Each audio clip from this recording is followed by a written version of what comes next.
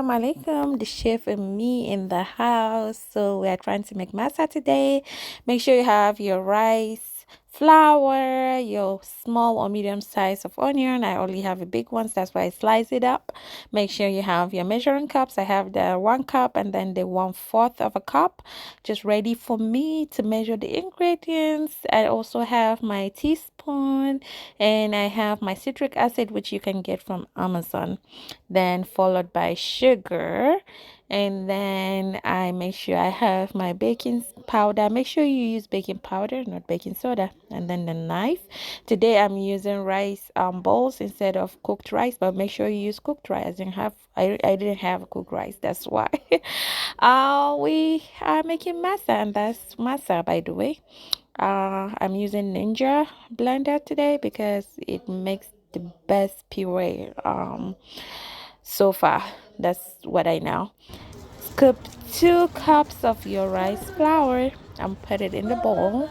As you can see, I try to make sure I measure them perfectly just so I don't go over. Then the next thing you want to do is make sure that you are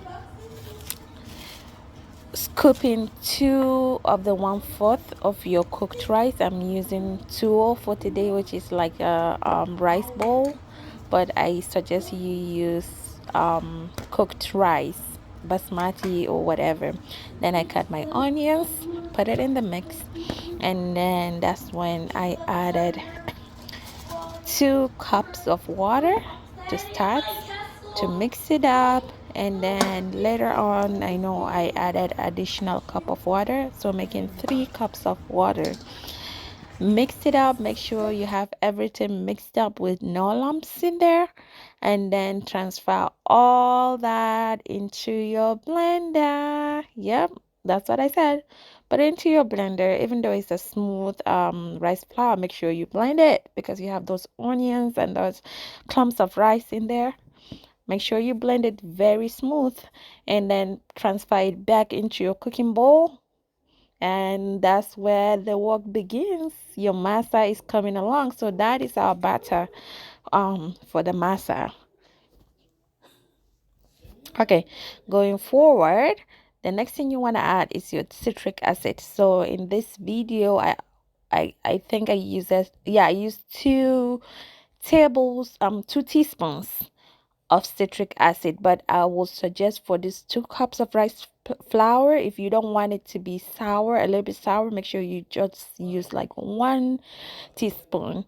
And you see, that's me adding another teaspoon because I wanted mine a little bit sour at the end of the day.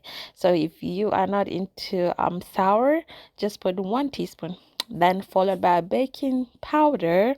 I added 2 baking powder teaspoon into that mix, and that is because I have a lot of the citric acid in there, so it will need a little bit more. Make sure it has this bubbly on top of it.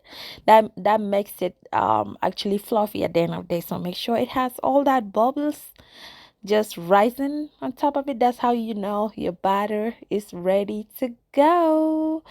Okay, sugar, you can have as much sugar as you want in there. I know some people don't eat a lot of sugar, but I do. So I added 1/4 of sugar. That's 2 cups of 1/4 of sugar into my mixing bowl, and I mix it, and that is when we take it to cook, ready to go. Okay, so now we move to our stove.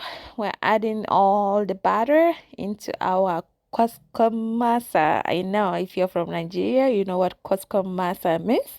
But if you're from the United States, or if you're watching from a different country that doesn't have that, I have another option for you. Wait for it.